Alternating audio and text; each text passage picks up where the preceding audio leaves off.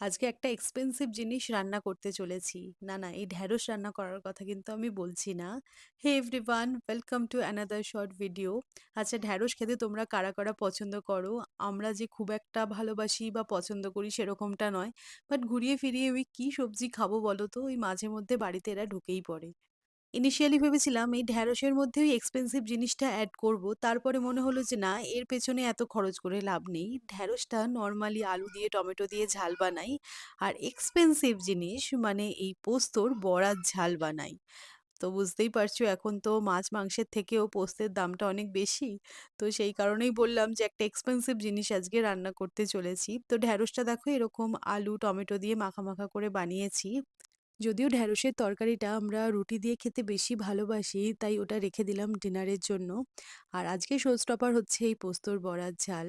সত্যি এটা থাকলে আর অন্য কিছুই লাগে না। যদিও সামনের পাতে আমি একটুখানি মসুর ডালও বানিয়ে নিয়েছিলাম। সো আমার রান্না কমপ্লিট। আমি মোটামুটি টাইমিংটা এরকমই রাখি যাতে ১টা-১.৫টার মধ্যে আমার রান্না হয়ে যায়। তাহলে তারপর আমার কাজের দিদি আসেন আর ঘর মোছা বাসন মাজা হয়ে গেলে ঘরটা একদম ক্লিন লাগে। আর রান্না করার সময় একটু তো মেস হয়েই যায়। তো সেই কারণেই আমি এরকমভাবেই সেট করেছি। আর কার্টেনগুলোও দিয়ে দিলাম। কি ভালো লাগছে দেখো। তো আমি আজকে সামনের পাতে একটু ডিম ভাজাও করে নিয়েছিলাম। আজকে লাঞ্চটা না খুব তৃপ্তি করে খেয়েছি। মসুর ডাল ছিল পাতলা করে, আর তার সাথে ছিল ডিম ভাজা, আর ছিল পোস্তর বড়ার ঝাল। আজকে সব রান্নাগুলোই খুব ভালো হয়েছিল খেতে। তো চলো, নেক্সট শর্টসে আবার তোমাদের সাথে দেখা